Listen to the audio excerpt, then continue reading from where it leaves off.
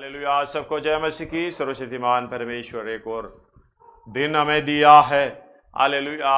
उनकी कृपा अनुभव करते हुए, उनकी हालेलुया दया अनुभव करते हुए प्रभु की आराधना करने के लिए प्रभु ने हम सबको एकत्रित किया है।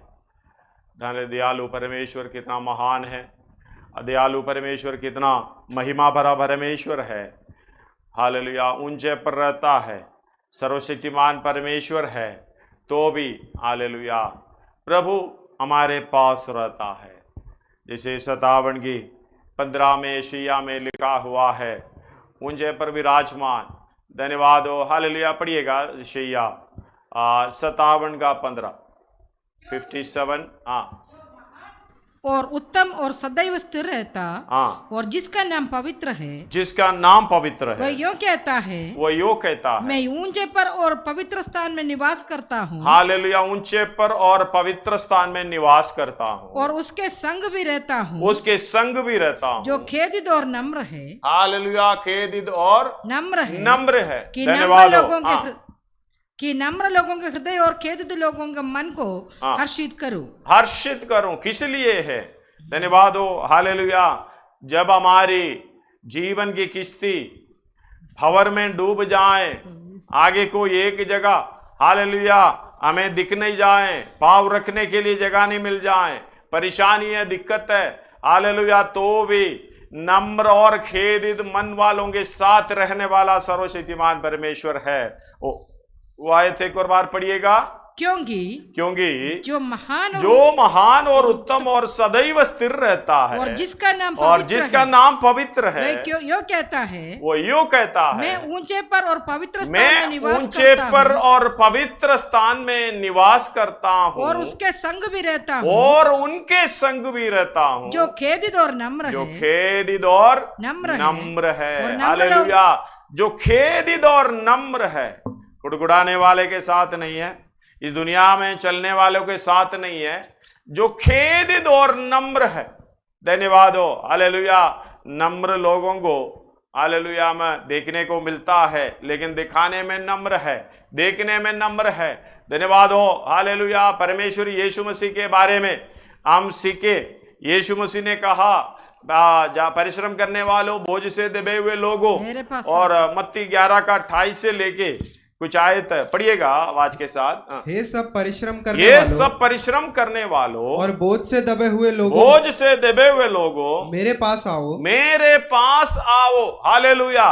कोई भी व्यक्ति इस तरीके से कोई मनुष्य है, बुलाता है, चाहे हम पहुंच भी जाते हैं, निराश होकर वापस आना पड़ेगा। धन्यवाद हो। हालेलुया। वो बड़े उम्मीद के साथ जाते हैं। उम्मीद क्या है? हालेलुया। इधर का उम्मीद से बिल्कुल अलग है। हम इस दुनिया के लोगों के पास पहुंच जाता है, ये कुछ करेगा करके, मेरी इस दुनियादारी जीवन के लिए, दुनिया की जीवन के लिए कुछ करेगा करके उम्मीद के साथ जाता है, लेकिन हालेलुया हमारा उम्मीद वही रह जाता है, पूरा नहीं होता है। लेकिन परमेश्वर यीशु मसीह अपने पास क्यों बुला रहा है? ये दूंगा वो दूंगा करके, इस दुनिया का चीज दूंगा करके नहीं बोल रहा है। ये बोल रहा है मैं तुम्हें विश्राम दूंगा। धन्यवाद हो। विश्राम दूंगा। हम लोग समझते हैं विश्राम का मतलब काम से अलग होकर, जो परिश्रम करने वाला, बोझ से दबे हुए लोग, उनका सारा विश्राम दूर करते हुए, हालेलुया, इस बात को हम इस तरीके से समझ जाते हैं, हम इस दुनिया में कुछ आराम मिलेगा। हालेलुया। हमारी परेशानी से दूर हम हाथ पे हाथ बैठकर, कुर्सी पर बैठकर, हालेलुया, खाने के लिए और सुख जीवन आगे बढ़ाने के लिए कुछ मिलेगा। लेकिन इधर विश्राम का मतलब है विश्राम दिन में प्रवेश कराने का प्रोग्राम। धन्यवाद हो। विश्राम में प्रवेश कराने का प्रोग्राम यीशु मसीह चाहता है। विश्राम दिन कौन सा है? हालेलुया। 7वां दिन। 7वां दिन कौन सा है? पहला दिन, दूसरा दिन, हालेलुया, तीसरा दिन, 14वां दिन, 5वां दिन, 6वां दिन तक पूरा काम करते हुए परमेश्वर हालेलुया इस दुनिया को बनाया। हम उत्पत्ति पहला अध्याय, दूसरा अध्याय इस तरीके से पढ़ते समय हालेलुया सब कुछ उधर दिखाई देता है परमेश्वर का सृष्टि के बारे में। धन्यवाद हो। और सातवां दिन उन्होंने हालेलुया पवित्र किया ताकि विश्राम पाए। हालेलुया। उस आयत को पढ़िएगा, उत्पत्ति दूसरा अध्याय, पहला आयत, दूसरा आयत, तीसरा आयत। यूं आकाश और पृथ्वी और उनकी सारी सेना का बनाना समाप्त हो गया और परमेश्वर ने अपना काम जिसे वो करता था सातवें दिन समाप्त किया। सातवें दिन समाप्त किया और उसने अपने किए हुए सारे काम से सातवें दिन विश्राम किया। हालेलुया। सारे काम से सातवें दिन विश्राम किया और परमेश्वर ने सातवें दिन को आशीष दी। हालेलुया। सातवें दिन को आशीष की और पवित्र ठहराया क्योंकि उसमें उसने सृष्टि की रचना के अपने सारे काम से विश्राम लिया। हालेलुया। सारे काम से विश्राम किया है। इब्रानी 4:4 पढ़िएगा। क्योंकि सातवें दिन के विषय में उसने कहीं यो कहा है, परमेश्वर ने सातवें दिन अपने सब कामों को निपटा करके विश्राम किया। और इस जगह फिर ये कहता है, वे मेरे विश्राम में प्रवेश न करने पाएंगे। तो जब वह बात बाकी है कि कितने और है जो उस विश्राम में प्रवेश करे और जिन्हें उसका सुसमाचार पहले सुनाया गया, उन्होंने आज्ञा ना मानने के कारण। हालेलुया। सातवां दिन। और निर्गमन 20 अध्याय इसका 11वां आयत पढ़िएगा। क्योंकि 6 दिन में यहोवा ने आकाश और पृथ्वी और समुद्र और जो कुछ उनमें है सबको बनाया। जो कुछ 6 दिन, हालेलुया, दिन के अंदर जो कुछ सृष्टि करना था पूरा के पूरे सृष्टि किया और सातवें दिन विश्राम किया। सातवें दिन विश्राम किया। इस कारण यहोवा ने विश्राम दिन को आशीष दी और उसको पवित्र ठहराया। हालेलुया। पवित्र ठहराया। व्यवस्था विवरण उसका 5:14 पढ़िएगा।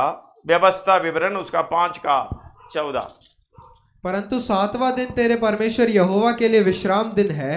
उसमें ना तू किसी भांति का कामकाज करना, ना तेरा बेटा, ना तेरी बेटी, ना तेरा दास, ना तेरी दासी, ना तेरा बैल, ना तेरा गधा, ना तेरा कोई पशु, ना कोई परदेशी भी जो तेरे फाटकों के भीतर हो, जिससे तेरा दास और तेरी दासी भी तेरे समान विश्राम करे। धन्यवाद हो। इस दुनिया में जब हालेलुया परमेश्वर ने व्यवस्था दी, परमेश्वर ने आज्ञा दी, हर बात के लिए हालेलुया जीने का, रहने का, काम करने का तरीका बताई, उसके अनुसार हालेलुया। एक और बार उस 14 को पढ़िएगा।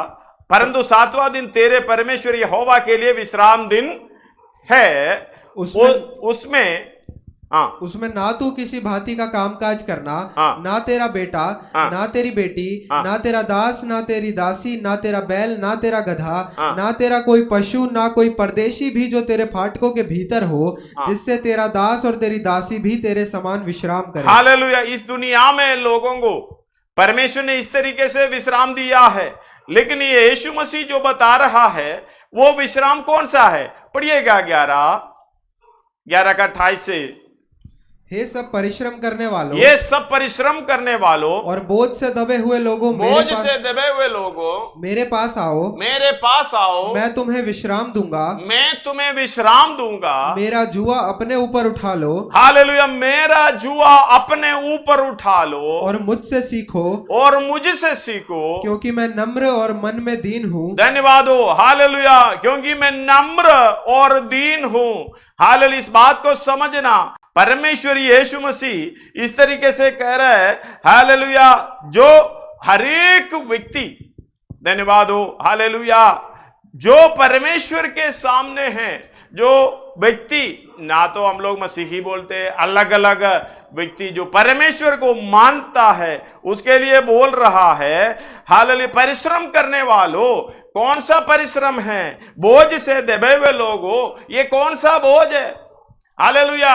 विश्राम में प्रवेश करने के लिए, हालेलुया, जो प्रवृत्ति, जो काम ये परमेश्वर ने किया है, हम भी उस तरीके से काम करना, यही तो हालेलुया इब्रानी 4 अध्याय में कहता है। उसका 4:4 से एक और बार पढ़िएगा। क्योंकि सातवें दिन के विषय में उसने कहीं यो कहा है, परमेश्वर ने सातवें दिन अपने सब कामों को निपटा करके विश्राम किया। सब कामों को निपटा करके विश्राम किया। आगे, और इस जगह फिर ये कहता है, वे मेरे विश्राम में प्रवेश ना करने हालेलुया, वो मेरे विश्राम में प्रवेश ना करने पाएंगे। इस्राएल के विषय में कहता है आगे, तो जब ये बात बाकी है कि कितने और हैं जो उसके विश्राम में प्रवेश करें और जिन्हें उसका सुसमाचार पहले सुनाया गया, उन्होंने आज्ञा ना मानने के कारण उसमें प्रवेश ना किया, इसलिए वो किसी विशेष दिन को ठहराकर इतने दिन के बाद दाऊद की पुस्तक में उसे आज का दिन कहता है, जैसा पहले कहा गया, यदि आज तुम उसका शब्द सुनो तो अपने मनों को कठोर ना करो, विश्राम में प्रवेश करने का प्रोग्राम करो। आगे, क्योंकि यदि यहोशू उन्हें विश्राम में प्रवेश करा लेता तो उसके बाद दूसरे दिन की चर्चा ना होती। अतः जान लो कि परमेश्वर के लोगों के लिए सबत का विश्राम बाकी है। बाकी है, मतलब 7वां दिन का, सप्त का मतलब 7th डे, 7वां दिन का विश्राम बाकी है। क्योंकि जिसने उसके विश्राम में प्रवेश किया है उसने भी परमेश्वर के समान अपने कामों हालेलुया। वो 10वां आयत हमने ध्यान से देखना, क्योंकि जिसने उसके विश्राम में प्रवेश किया है उसने भी, जिस व्यक्ति हालेलुया उसके विश्राम में प्रवेश किया है वो भी परमेश्वर के समान, वो व्यक्ति भी अपने काम, यानी परमेश्वर का काम नहीं है, परमेश्वर ने हमारे लिए करने के लिए रखा हुआ अपना काम पूरा करके विश्राम किया है। धन्यवाद। उसका 11 भी मिला देना। अतः हम उस विश्राम में प्रवेश करने का प्रयत्न करें। ऐसा ना हो कि कोई जन उनके समान आज्ञा ना मानकर गिर पड़े। धन्यवाद हो। हालेलुया। इस बात को ध्यान से समझना। हालेलुया। इसलिए हम उस विश्राम दिन में प्रवेश करने का प्रयत्न करें। हालेलुया। ऐसा ना हो कि कोई जन हालेलुया वो लोगों के समान, इस्राएल के समान आज्ञा ना मानकर गिर पड़ जाएं। धन्यवाद हो। इसलिए इधर कहता है विश्राम करने वालों, परिश्रम करने वालों, बोझ से दबे हुए वालों, विश्राम में प्रवेश करो। हालेलुया। और आगे बता रहा है 28 से एक और बार पढ़िएगा मती। हे सब परिश्रम करने वालों और बोझ से दबे हुए लोगों, मेरे पास आओ, मैं तुम्हें विश्राम दूंगा। हालेलुया। हम विश्राम में, हालेलुया, ये विश्राम शब्द से हमें ये समझना है, विश्राम का मतलब है हमने जो काम करना होगा वो काम करते हुए परमेश्वर के समान, इब्रानी 4:10 में जैसे कहते हैं, हालेलुया, उसके नाई विश्राम में प्रवेश करना है। इसका मतलब यीशु मसीह इस तरीके से कह रहे हैं, मेरे पास आएगा तो मैं तरीका बता दूंगा। हालेलुया। मैं तो खुद नमूना हूं, मैं पद चिन्ह छोड़ रखा है, मेरे पीछे चलते हुए, अपना क्रूस उठाते हुए अपना काम को पूरा करो। हालेलुया। विश्राम में प्रवेश कराने का प्रोग्राम मेरा, हालेलुया, उत्तरदायित्व है। उसके अनुसार चलकर तुम प्रवेश करना होगा। इसलिए बुला रहा है, परिश्रम करने वालों, बोझ से दबे हुए लोगों, मेरे पास आओ। धन्यवाद हो। हालेलुया। आगे, मैं तुम्हें विश्राम दूंगा। विश्राम का मतलब 7वां दिन सारा काम पूरा करने वाले को, हालेलुया, अपनी प्रयत्न से अलग होकर विश्राम में प्रवेश करना, उस समय परमेश्वर के साथ रहना, परमेश्वर के लिए अलग करना। वही तो हम 14 अध्याय 13 आयत में प्रकाशित वाक्य में, जब हालेलुया जो प्रभु में कोई लोग मरते हैं, हालेलुया, इस दुनिया शरीर से अलग होते हैं, उस समय दफनाई के समय में ये हालेलुया ये आयत हम इस्तेमाल करता है, पढ़ता है। हालेलुया। पढ़िएगा। फिर मैंने स्वर्ग से एक शब्द सुना, लिख, जो मृतक प्रभु में मरते हैं, जो प्रभु में मरते हैं वे अब से धन्य है। आत्मा कहता है, क्योंकि वे अपने सारे परिश्रम से विश्राम पाएंगे। हालेलुया। इस बात को रुक के पढ़ना, इस बात को समझना। वे जो परमेश्वर में, हालेलुया, जीवन आगे बढ़ाता है, वे अपने सारे परिश्रम से, धन्यवाद, अपना परिश्रम का क्या है, इसलिए कहते हैं हालेलुया, परिश्रम करने वालों। हम तो परिश्रम इस दुनिया की, हालेलुया, परिश्रम को समझ लेता है, लेकिन सच्चाई क्या है, हालेलुया, परमेश्वर के विश्राम दिन में प्रवेश करने के लिए जो काम यीशु मसीह ने बताया, जो परमेश्वर ने बताया, पवित्र आत्मा में अगुवाई कर रहा है, उसके अनुसार जो काम कर रहा है वही है परिश्रम। उसके द्वारा जो भोज होता है उसी को यीशु मसीह बुला रहा है। पढ़िएगा उस आयत को दोबारा। हे सब परिश्रम करने वालों। फिर मैंने स्वर्ग से एक शब्द सुना, लिख जो मृतक प्रभु में मरते हैं, जो मृतक प्रभु में मरते हैं वे अब से धन्य हैं, वे अब से धन्य हैं। आत्मा कहता है, हाँ आत्मा कहता है, हाँ क्योंकि वे अपने सारे परिश्रम से विश्राम पाएंगे और उनके कार्य उनके साथ हो लेते हैं। हाँ आगे हालेलुया। वो एक बात को समझना, सारे परिश्रम करने वाले, बोझ से दबे हुए लोग अपने सारे परिश्रम से हालेलुया विश्राम पाना है। धन्यवाद हो। इसलिए 4:10 से इब्रानी एक और बार पढ़िएगा। क्योंकि जिसने उसके विश्राम में प्रवेश किया है उसने भी परमेश्वर के समान अपने कामों को पूरा करके अपने कामों को पूरा किया है। वो पूरा करने के लिए जितना परिश्रम, जितना बोझ है, हालेलुया, वो बोझ के हालेलुया परिश्रम के विषय में यीशु मसीह कहता है तुम लोग मेरे पास आओ।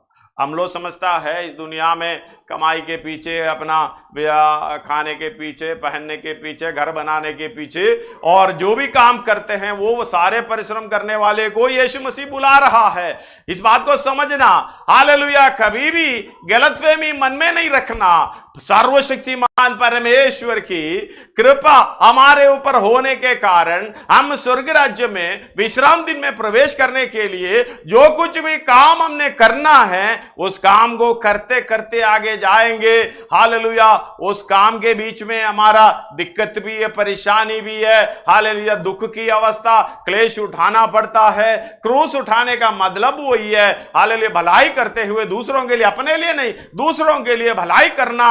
हालेलुया, वो है हमारा क्रूस है, वो हमारा क्लेश है। ये सहते हुए अनंत काल की राज्य में जाना। धन्यवाद हो। उस विश्राम में प्रवेश करना। इसलिए हालेलुया, जीवन का मेरे तू रखवाला, अपना जीवन परमेश्वर के हाथ में दे। हालेलुया, हे प्रभु तू इसका रखवाला है। मुझे जो काम करना है आगे पीछे, दाएं हालेलुया, बाएं दाएं आगे पीछे ना देखते हुए उस काम को पूरा करने के लिए हालेलुया मेरी सहायता कर, मेरी अगुवाई करे करके पवित्र आत्मा से प्रार्थना करना। धन्यवाद हो। पवित्र आत्मा हमारे साथ रहता है। हालेलुया। कई लोग पवित्र आत्मा के विषय को मानता नहीं है। किसको पवित्र आत्मा मिलता है? जो परमेश्वर से अधिक रूप से प्रेम करता है। और 6 अध्याय एफेसी उसका 24 में हालेलुया लिखा हुआ है, उसका 23 भी मिलाकर पढ़िएगा। एफेसियों की पत्री 6 अध्याय। परमेश्वर पिता और प्रभु यीशु मसीह की ओर से भाइयों को शांति और विश्वास सहित प्रेम मिले, जो हमारे प्रभु यीशु मसीह से सच्चा प्रेम रखते हैं उन सब पर अनुग्रह होता रहे। हालेलुया, उन सब पर अनुग्रह होता रहे।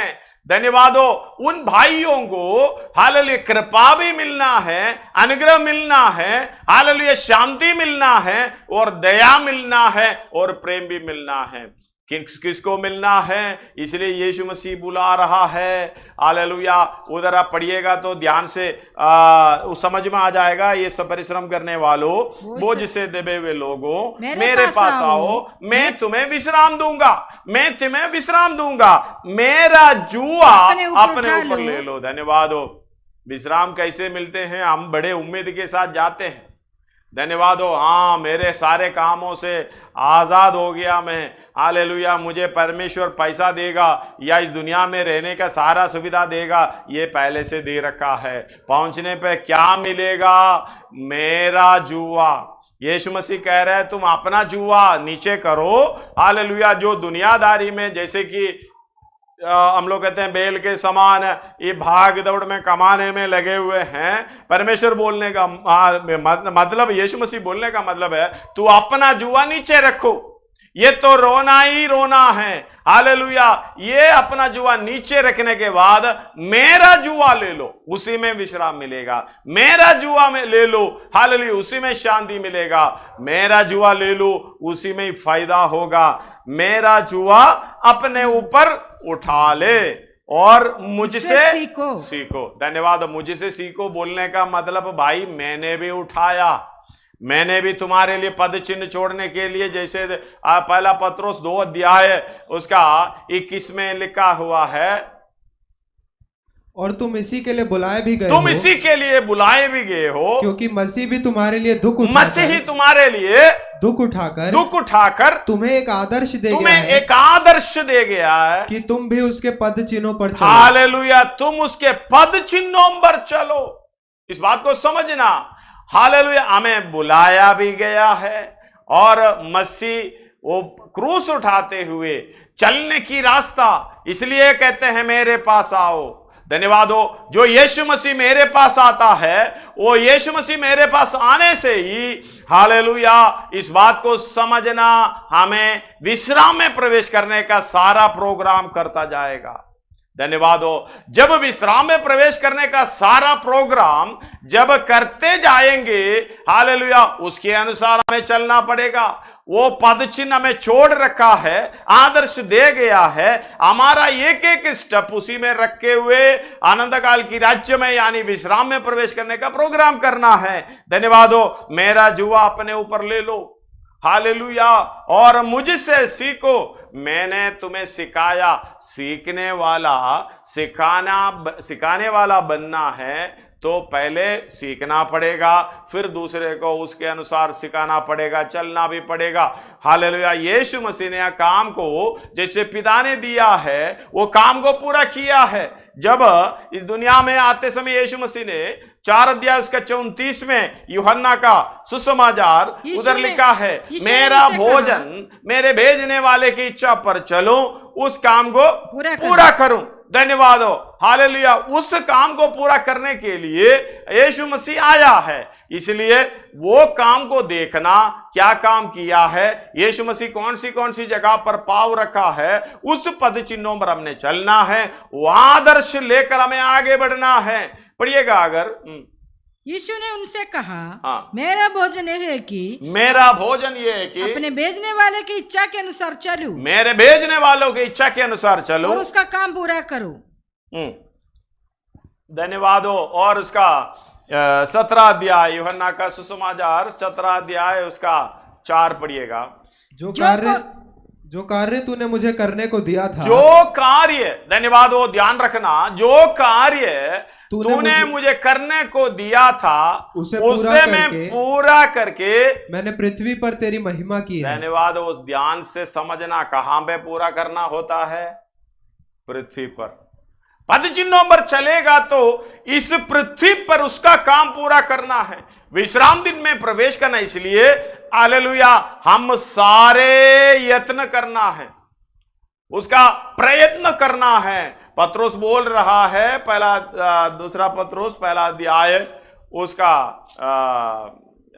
3 से पढ़िएगा तो हमें समझ में आ जाएगा। क्योंकि उसके ईश्वरीय सामर्थ्य ने हमें हालेलुया कई प्रकार रीति से ये सीखते हैं, उसके ईश्वरीय सामर्थ्य ने सब कुछ जो जीवन और भक्ति से संबंध रखता है, हमें उसी की पहचान के द्वारा दिया है।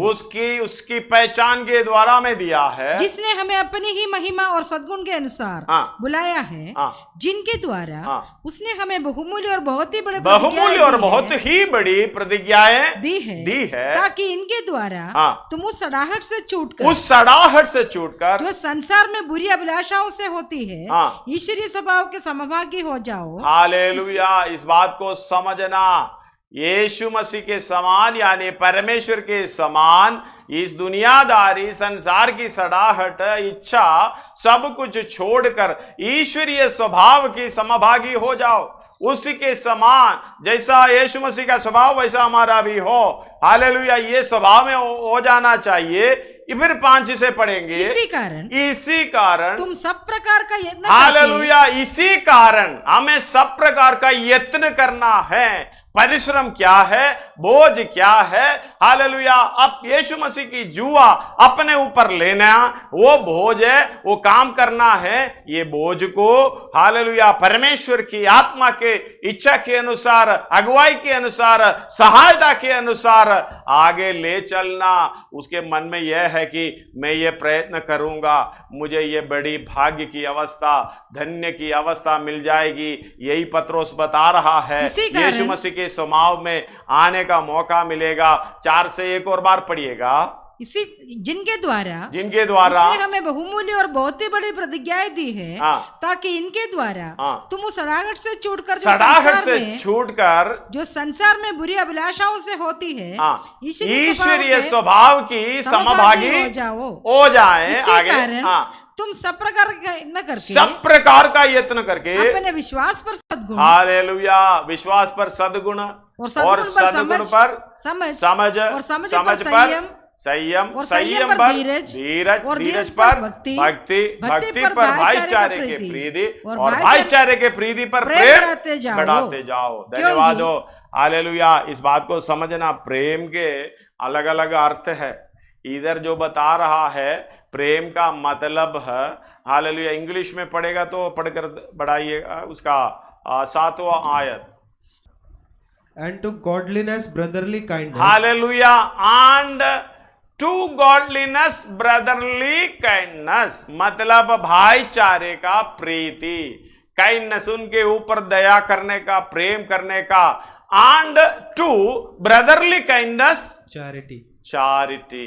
प्रेम का मतलब चैरिटी, उधर लिखा है। चैरिटी का मतलब हमारा कोई फायदा नहीं है, हमारा कोई हालेलुया भलाई नहीं है। हम दूसरे के लिए हालेलुया नष्ट उठाते हुए, कष्ट उठाते हुए हालेलुया प्रेम करना, सहायता करना, जो भी काम करना, वही है हमारा यीशु मसीह हमें बता रहा है, सिखा रहा है। यीशु मसीह के पद चिन्हों पर हमें मिल जाता है ये बात। हालेलुया। उसको आगे पढ़ना चाहिए, लेकिन उसका 10 और 11 पढ़िएगा। इस कारण हे भाइयों, अपने बुलाए जाने और चुन लिए जाने को सिद्ध करने का भली बात यत्न करते जाओ। क्योंकि यदि ऐसा करोगे तो कभी भी ठोकर ना खाओगे। पर इस रीति से तुम हमारे प्रभु और उद्धारकर्ता यीशु मसीह के आनंद राज्य में बड़े आदर के साथ हालेलुया मतलब विश्राम जगह पर, आनंद काल के विश्राम में हालेलुया प्रवेश करने पाओगे। वो भी कैसे? बड़े आदर के साथ। इस बात को समझना। हालेलुया। इसलिए यीशु मसीह कह रहे हैं, बोझ से दबे हुए लोगों, परिश्रम करने वालों, मेरे पास आओ, मैं तुम्हें विश्राम दूंगा। हालेलुया। मेरा जुआ अपने ऊपर उठा लो और मुझसे सीखो, क्योंकि मैं नम्र और मन में दीन हूं। हालेलुया। धन्यवाद हो। मन नम्र और मन में दीन हूं। यीशु मसीह हालेलुया हमें सिखा रहा है। इधर एशिया में हमने पढ़े हैं, परमेश्वर किसके साथ रहता है? खेदित मन वाले, वो नम्र लोग। इसका मतलब हालेलुया भलाई का काम करते हुए, परिश्रम करते हुए हालेलुया परमेश्वर की इच्छा के अनुसार चलते हैं।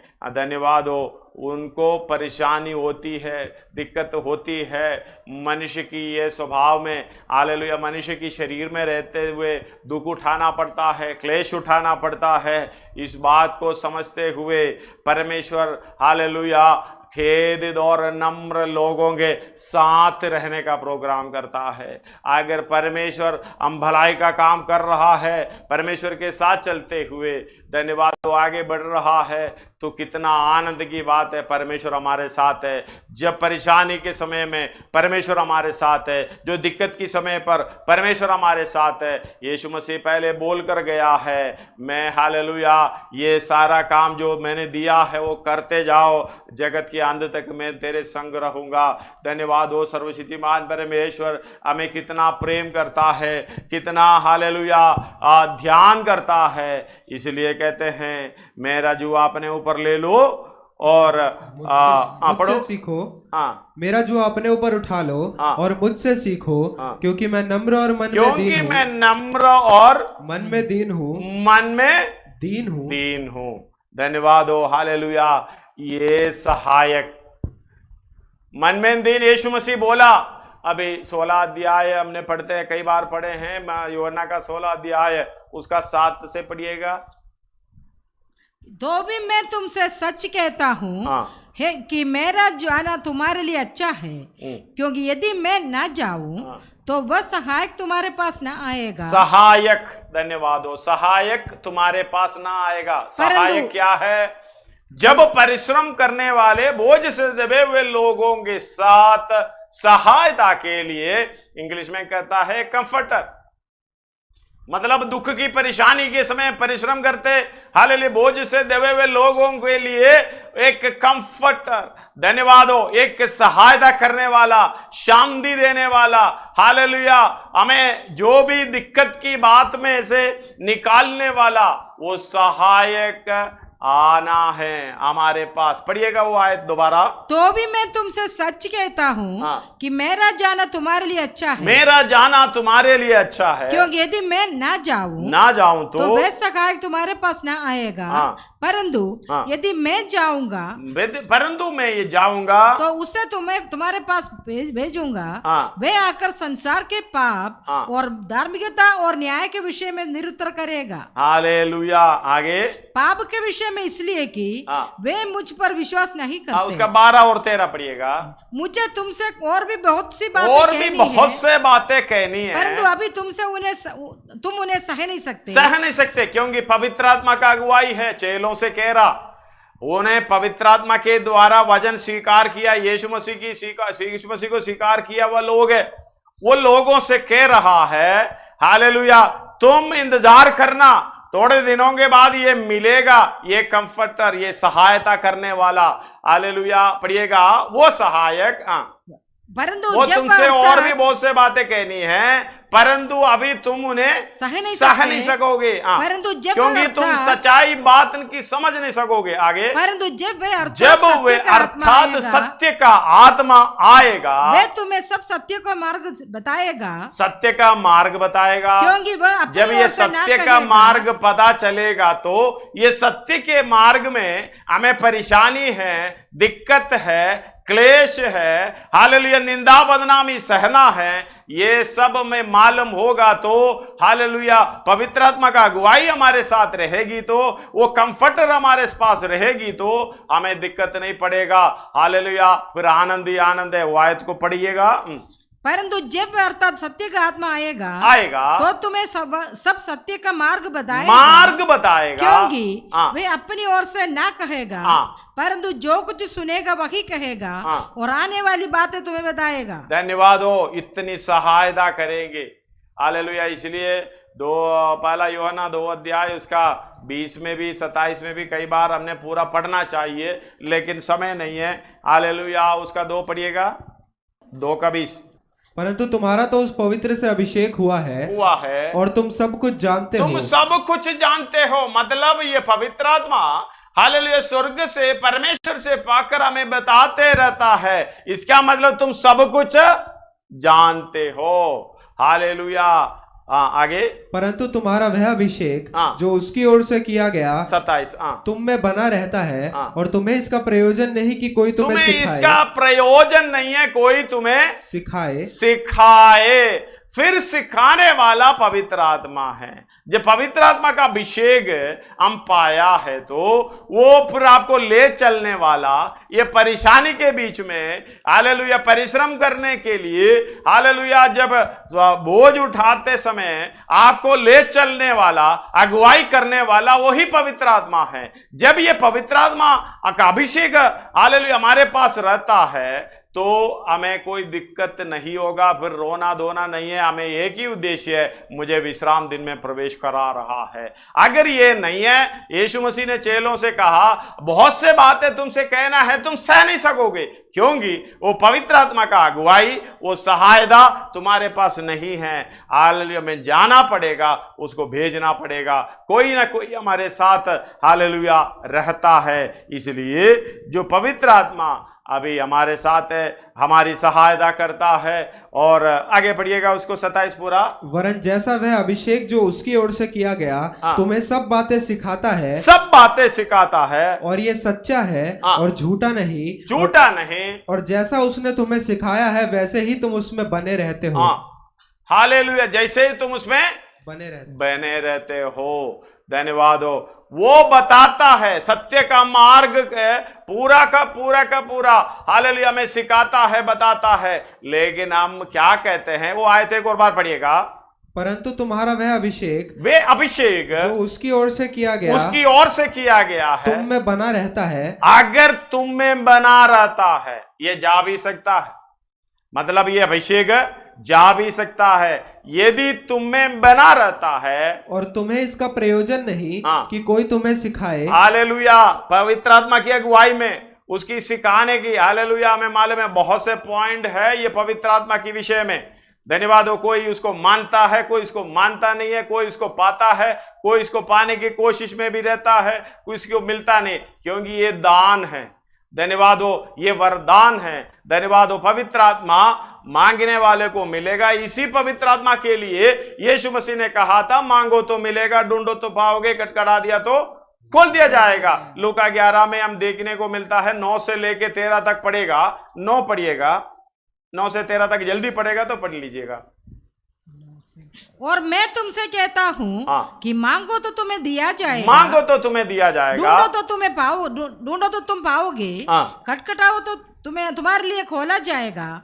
क्योंकि जो कोई मांगता है उसे मिलता है, और जो ढूंढता है उसे वह पाता है, और जो खटखटाता है उसके लिए खोला जाएगा। तुम में से ऐसा कौन पिता होगा कि जब उसका पुत्र रोटी मांगे तो उसे पत्थर दे, या मछली मांगे तो मछली के बदले उसे सांप दे, या अंडा मांगे तो उसे बिच्छू दे। अतः जब तुम बुरे होकर अपने बच्चों को, उधर बता रहा था, जब तुम बुरे होकर अपने बच्चों को अच्छी वस्तु में देना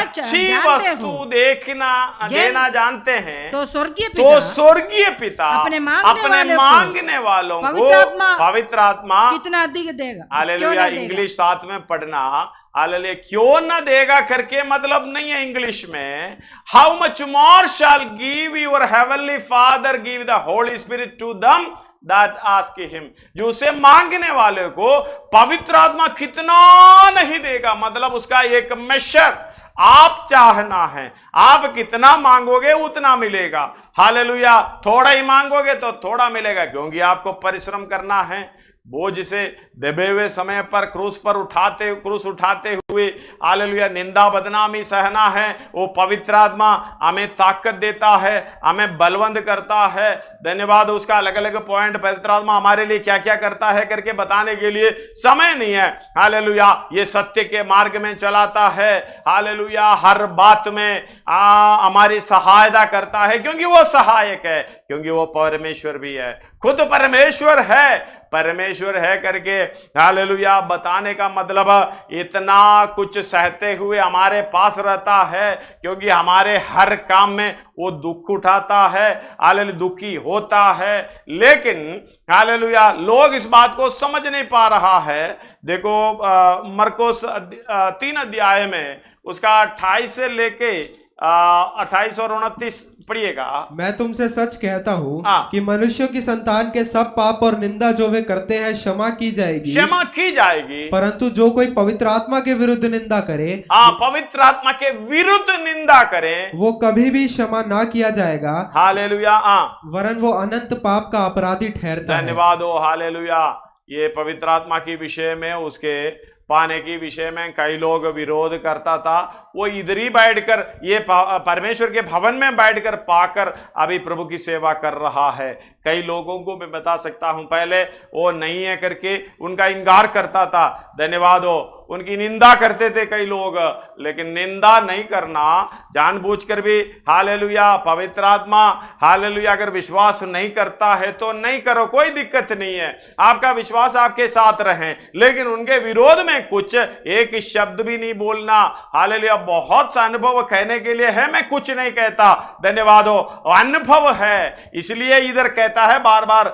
पढ़िएगा एक और बार उसको 28 से। मैं तुमसे सच कहता हूँ, मैं तुमसे सच, यीशु मसीह का वचन है, यीशु मसीह बता रहा है, मैं तुमसे सच कहता हूं कि मनुष्यों की संतान के सब पाप और निंदा जो वे करते हैं क्षमा की जाएगी, क्षमा की जाएगी, परंतु जो कोई पवित्र आत्मा के विरुद्ध निंदा करे, हालेलुया, पवित्र आत्मा के विरुद्ध निंदा करे, वो कभी भी क्षमा न किया जाएगा, वरन वो अनंत पाप का अपराधी ठहरता है। अनंत पाप का अपराधी मतलब आपको बचाव बिल्कुल नहीं है। चाहे यीशु मसीह के लहू के द्वारा आप उद्धार पाए हो, अगर ये काम करेगा तो आप आनंद पापी ठहरेगा, मतलब आपके लिए कोई छुटकारा नहीं है। एक मैं ना तो मरकोस कह रहा है, ना तो लूका यूहन्ना, कोई भी ऐसे नहीं कह रहा, कोई मनुष्य कह रहा है, ये सर्वशक्तिमान परमेश्वर कह रहा है। ये एक और बार पढ़िएगा। मैं तुमसे सच कहता हूँ कि मनुष्यों की संतान के सब पाप और निंदा जो वे करते हैं, सब पाप निंदा जो करते हैं क्षमा की जाएगी, परंतु जो कोई पवित्र आत्मा के विरुद्ध निंदा करे वो कभी भी क्षमा ना किया जाएगा, वरन वो अनंत पाप का अपराधी ठहरता है। हालेलुया, इस बात को समझना, क्योंकि अगला शब्द आप ध्यान से देख लेना, ये क्यों यीशु मसीह बता रहा है। कई लोग पवित्र आत्मा के विषय में, हालेलुया, कुछ दिन पहले भी मेरे सामने आके कोई परिवार आके बैठे थे, मतलब हालेलुया अपनी बहू के विषय में ये कह रही है उसके ऊपर दुष्ट आत्मा है, धन्यवाद हो, अशुद्ध आत्मा है। अगला पढ़िएगा।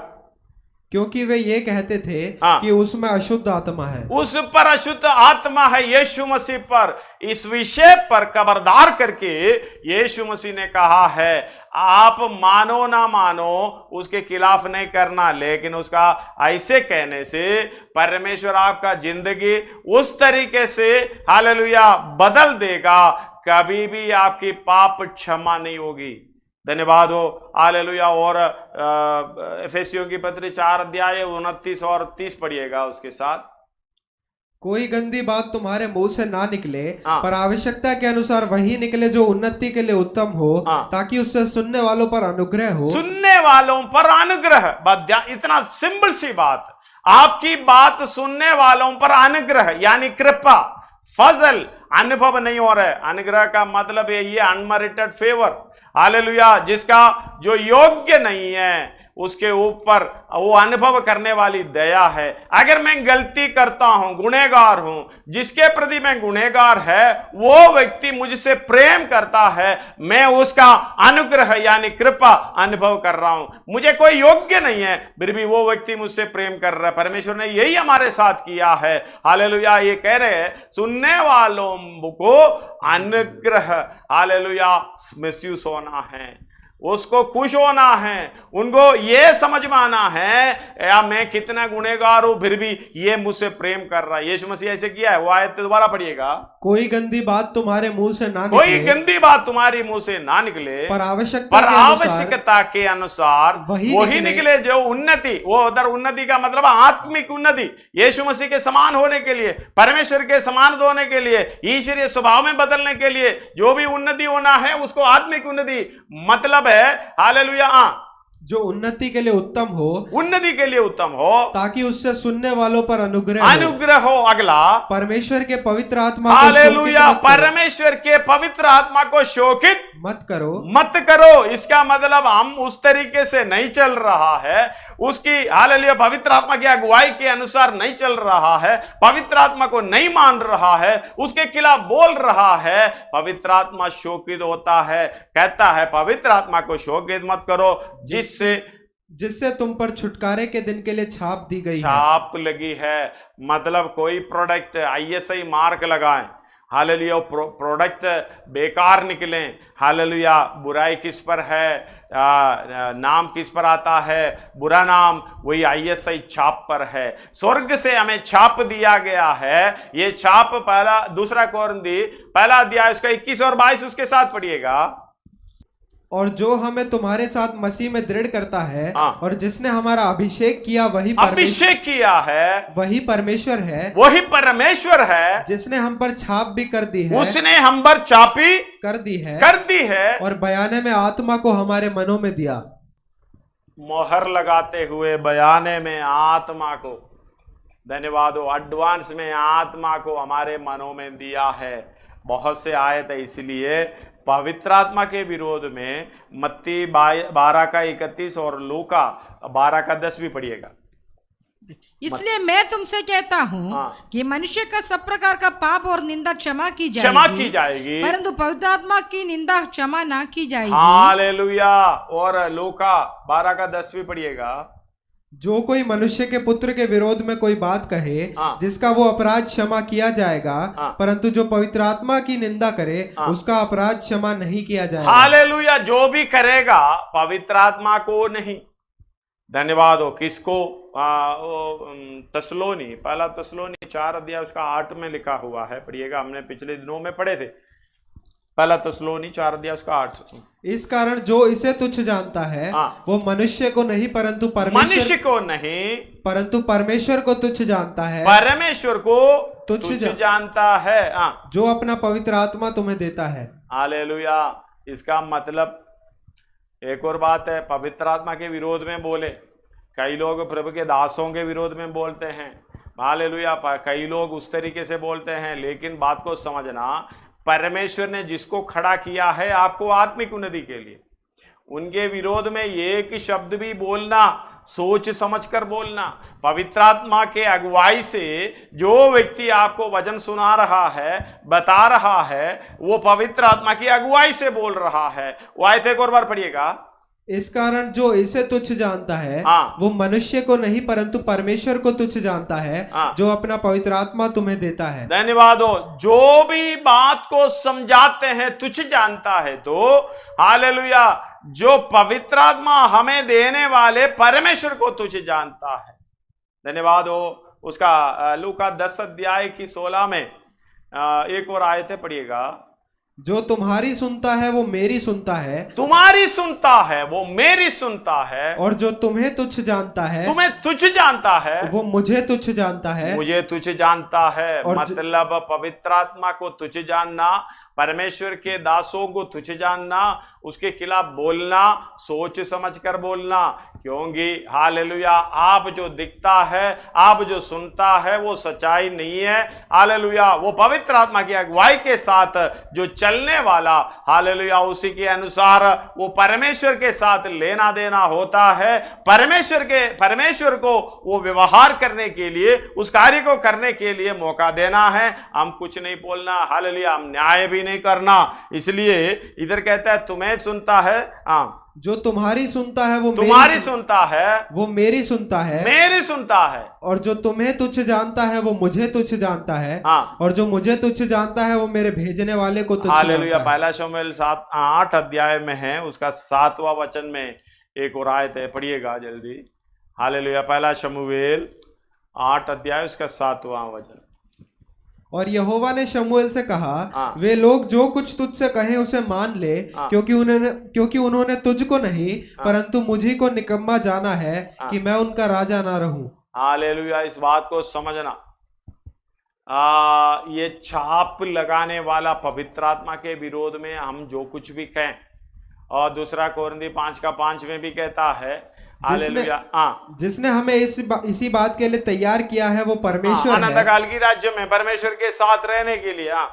जिसने हमें बयाने में आत्मा भी दिया वो है, विश्राम दिन में प्रवेश करने के लिए जो भी हमारी तैयारी हो रहा है पवित्र आत्मा के द्वारा हो रहा है, वो आत्मा, हालेलुया। और जिसने हमें इसी बात के लिए तैयार किया, यानी विश्राम दिन में प्रवेश करने के लिए तैयार किया है, परमेश्वर के समान होने के लिए तैयार किया है, अनंत काल की राज्य में हालेलुया प्रवेश करने के लिए बड़े आदर के साथ प्रवेश करने के लिए तैयार किया है, वो परमेश्वर है। जिसने हमें हालेलुया बयाने में आत्मा भी दिया है। मतलब परमेश्वर को तुझ जानने का मतलब पवित्र आत्मा के विषय में, प्रभु के दासों के विषय में, जो आपके साथ परमेश्वर हालेलुया अच्छे व्यवहार करते हैं, चाहे बुरे भी हो, उसको इनकार करते हैं, तुझ जानते हैं, ये सारे बात मिलकर समझना हालेलुया हमने क्या करना चाहिए, क्या नहीं करना चाहिए। धन्यवाद हो, ज़्यादा समय नहीं है। हालेलुया मैं इधर हालेलुया ये वचन को बंद करने जा रहा हूँ। प्रेरितों का काम 5 अध्याय में हालेलुया थोड़ा सा आयत हम शुरुआत से पढ़कर देखेंगे तो हालेलुया ज़्यादा कुछ नहीं बोले हैं। धन्यवाद हो। अनन्यास और सपीरा हालेलुया उधर के विषय में दिखाई देता। पढ़िएगा। हनन्याह नामक एक मनुष्य और उसकी पत्नी सफीरा ने कुछ भूमि बेची और उसके दाम में कुछ रख छोड़ा। और एक बात उसकी पत्नी भी जानती थी और उसका एक भाग लेकर प्रेरितों के पांवों के आगे रख दिया। पतरस ने कहा, हे हनन्याह, शैतान ने तेरे मन में ये बात क्यों डाली कि तू पवित्र आत्मा से झूठ बोले। हालेलुया तू पवित्र आत्मा से झूठ बोले। धन्यवाद हो। इस बात को समझना, ये किसको बोले? पत्रोस को बोले। पत्रोस को बोले हैं, लेकिन हालेलुया किससे परमेश्वर लेखा ले रहा है? अनन्या से लेखा ले रहा है। पत्रोस बोल रहा है तुम मुझसे तो बोला है, लेकिन मुझसे नहीं भाई। हालेलुया तुम पवित्र आत्मा से झूठ बोला है। पढ़िए, एक और बार पढ़िए इसका तीसरा। पतरस ने कहा, वो उसने क्या किया है? अपना जमीन बेचा।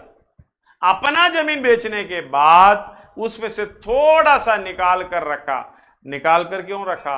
पहले ये तुम्हारा था, पहले उसी का ही था। उसने थोड़ा सा उसका शुरुआत से एक और बार पढ़िए। हनन्याह नामक एक मनुष्य और उसकी पत्नी सफीरा ने कुछ भूमि बेची और उसके दाम में से कुछ रख छोड़ा। वो गलत नहीं है, अपने पास ही रख लो भाई, तुम्हारा है, ये तुम्हारा सब कुछ है। लेकिन तुम्हारे मुंह से जो निकला हुआ बात वो परमेश्वर के हालेलुया आत्मा के खिलाफ विरोध में हालेलुया हमने झूठ बोले हैं।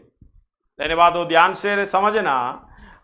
उसके ये बात उसकी पत्नी भी जानती थी और उसका एक भाग लाकर प्रेरितों के पांवों के आगे रख दिया।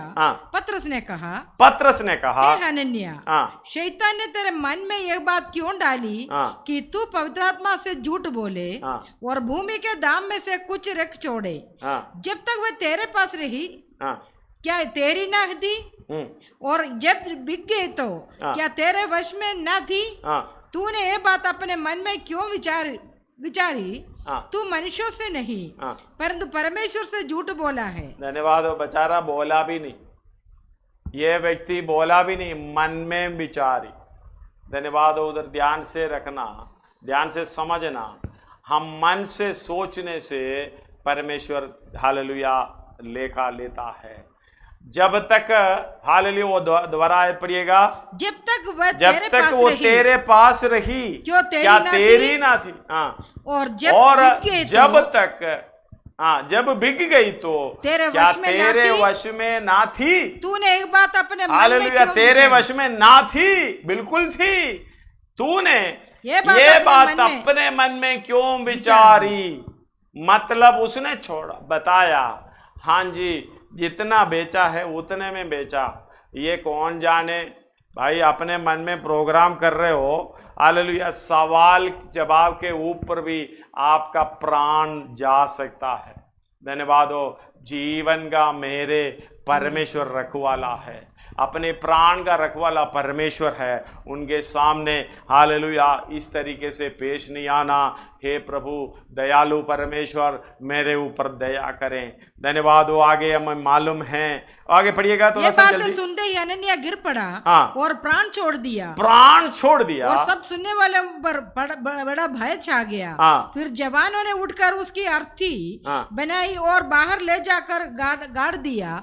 लगभग 3 घंटे के बाद हाँ, उसकी पत्नी जो कुछ 3 घंटे के बाद जो कुछ हुआ था ना जानकर हाँ, भीतर आई। हाँ, तब पतरस ने उससे कहा, हाँ, मुझे बता, क्या तुमने हाँ, वह भूमि इतने ही में बेची थी? हाँ, उसने कहा, हाँ, हाँ, इतने में भी, इतने ही में। इसका मतलब ये दोनों ने प्रोग्राम बनाया, मन में सोच विचार आ गई। धन्यवाद हो। जब शैतान हमारे मन में सोच विचार आता है, हालेलुया, वो आगे भी जल्दी से जल्द परमेश्वर के चरणों में बैठते हुए उस सोच को बाहर निकालें, आगे ना निकाले। धन्यवाद हो। आगे मुंह से निकालने का मतलब पवित्र आत्मा से हम हालेलुया उसके विरोध में कहता है। अनन्या की बात भी ऐसी होगी, वो प्राण चला गया, हालेलुया।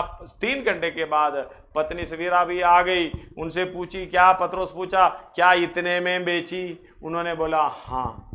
धन्यवाद हो। इस बात को समझना, वो भी इसी तरीके से प्राण छोड़ दिया, हालेलुया, मरना पड़ा। इस बात को समझना परमेश्वर के सामने, हालेलुया। इसलिए पौलुस भी कहता है 15 अध्याय उसका रोमी 15 अध्याय उसका 18 और 19 पढ़िएगा। क्योंकि उन बातों को छोड़ मुझे और किसी बात के विषय में कहने का साहस नहीं, जो मसीह ने अन्य जातियों की अधीनता के लिए वचन और कर्म और चिन्हों और अद्भुत कामों की सामर्थ्य से और पवित्र आत्मा की सामर्थ्य से मेरे ही द्वारा किए, यहाँ तक कि मैं यरूशलेम से लेकर चारों ओर इलुरिकुम तक मसीह के सुसमाचार का पूरा प्रचार किया। धन्यवाद। उसका शुरुआत एक और बार पढ़िए, 18 का। क्योंकि उन बातों को छोड़ मुझे और किसी बात का विषय में कहने का हियाव नहीं। हमें तो उसी के लिए हियाव, सारे दुनियादारी बातों को, बेचने, लेने, खरीदने की, कमाने की, हालेलुया, अपने विषय में उड़ाने की और इस दुनियादारी के विषय में कहने की बात है। पौलुस बोल रहे, मैं इन बातों को छोड़कर, बात क्या है? जो मसीह ने अन्य जातियों की अधीनता के लिए वचन और कर्म और चिन्हों और अद्भुत कामों की सामर्थ्य से और पवित्र आत्मा की सामर्थ्य से मेरे ही द्वारा किए, यहाँ तक कि मैंने यरूशलेम से लेकर चारों ओर इलुरिकुम तक मसीह के सुसमाचार का पूरा प्रचार किया। मतलब आत्मिक जीवन की जो परिश्रम करने वाली बातों की, जो परमेश्वर के लिए बोझ उठाने वाली, क्रूस उठाने वाली बातों को छोड़कर मुझे और कुछ नहीं कहना। धन्यवाद हो। पवित्र आत्मा का अगुवाई है तो यही हमारे जीवन में होगा। धन्यवाद हो। इसको छोड़कर जो कुछ भी हम इसके पीछे जा रहा है, हालेलुया, वो सब परमेश्वर के पवित्र आत्मा के विरोध में है। धन्यवाद हो। पहला तेसलोनी 4 का 8 पढ़कर हम प्रार्थना करेंगे। इस बात को ध्यान रखना, हालेलुया, परमेश्वर की आत्मा जब हमारे अंदर वास करता है, वास करने का मतलब है, उसको पढ़िएगा दोबारा। इस कारण जो इसे तुच्छ जानता है वो मनुष्य को नहीं परंतु परमेश्वर को तुच्छ जानता है, जो अपने पवित्र आत्मा तुम्हें देता है। परमेश्वर की निंदा, हालेलुया, कभी ना की जाएगी। परमेश्वर हमारे अंदर वास करता है, कैसे मालूम होता है? पहला यूहन्ना में लिखा हुआ है, पहला यूहन्ना 3 अध्याय उसका 24 में एक आयत इस प्रकार लिखा हुआ, पढ़िएगा। कई जगह पर लिखा हुआ है, यूहन्ना की सुसमाचार में भी लिखा हुआ है। जो उसकी आज्ञाओं को मानता है, वो उसमें, वो व्यक्ति उसमें यानी परमेश्वर में, और वह उनमें बना रहता है। वे यानी परमेश्वर वो व्यक्ति में बना रहता है, और इसी से अर्थात उस आत्मा से जो उसने हमें दिया है, हम जानते हैं कि वो हम में बना रहता है। वो यानी परमेश्वर हम में बना रहता है। धन्यवाद हो। समझने की बात है। आइए अपने सिरों को झुकाएं, पुस्तक बंद करते हुए, अपने सिरों को झुकाते हुए, स्वर्ग की ओर दृष्टि उठाते हुए, अपनी आंखों को बंद करते हुए, धन्यवाद हो, परमेश्वर की ओर अपना ध्यान रखें।